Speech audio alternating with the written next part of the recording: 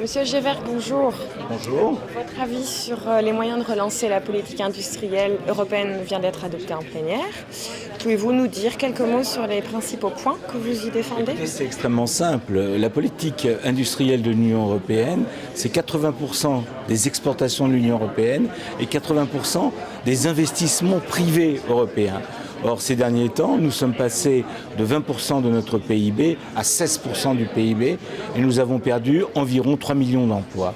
Donc je pense qu'il est largement temps de réagir et de savoir si la terre européenne, qui a été la terre où s'est créé le monde industriel, va aujourd'hui plus participer à ça, puis accepter d'être en permanence une terre qui accueille tout ce qui est fait ailleurs et qui perd sa créativité. Or, le drame de l'Europe, c'est que 30% des brevets déposés dans le monde sont européens. Donc la recherche continue à être importante, mais les lieux de production ne sont plus en Europe. Quelles mesures concrètes, par exemple? Les mesures concrètes, c'est d'abord que l'Union européenne en fasse une authentique priorité. Jusqu'à présent, on a laissé faire. On a laissé le marché agir.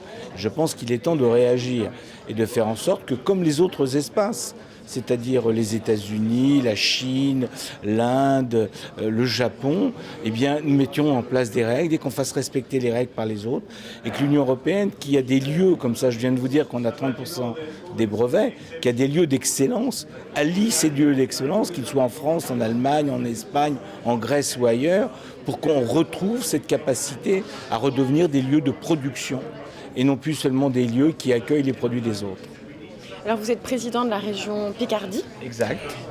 Est-ce que vous avez mis en place des initiatives au niveau local pour booster la... Tout ce que je vous raconte, je l'ai déjà fait. Et donc, par exemple, on parle de politique industrielle.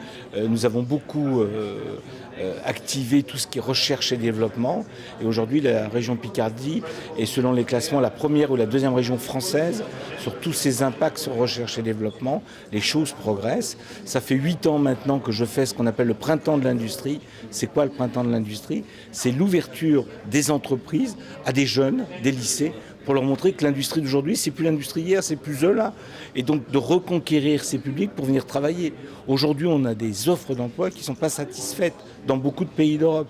Il est largement temps de redire que nous avons envie de redevenir une grande puissance industrielle. Pour terminer, quelles sont les prochaines étapes? Comment vous allez suivre le sujet au niveau Alors écoutez, c'est simple. L'an passé, vous ne m'avez pas interviewé, mais l'an passé, j'ai présenté un avis qui était pour l'Union européenne, les financements de recherche et développement. Et je suis dans la logique, on finance recherche et développement, on arrive sur la politique industrielle, et la politique industrielle, c'est la création de richesses et d'emplois. Et c'est la logique dans laquelle nous sommes dans l'Union européenne. On doit lutter contre les 17 millions de chômeurs de la zone euro. Très bien. Merci, monsieur Gévert. C'est moi qui vous remercie.